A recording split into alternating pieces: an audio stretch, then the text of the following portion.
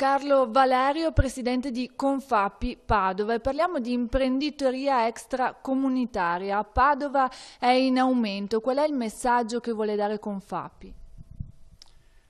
Il nostro messaggio, più che messaggio, è una presa d'atto. Se aumenta l'imprenditoria straniera e nel contempo diminuisce l'imprenditoria italiana, vuol dire che c'è una disponibilità da parte di alcuni nuovi cittadini a diventare imprenditori. Evidentemente ci sono dei buchi nei servizi.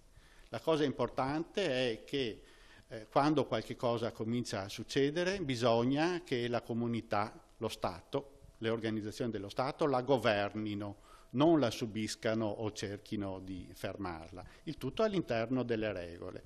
L'elemento fortemente positivo secondo noi è che quando un cittadino non comunitario decide di diventare imprenditore e nel farlo decide di iscriversi alla Camera di Commercio, ha già dimostrato la disponibilità a emergere in qualche maniera, perché per potersi iscrivere alla Camera di Commercio deve presentare una serie di documenti che sono uguali per tutti, che lo renderanno visibile e inquadrabile.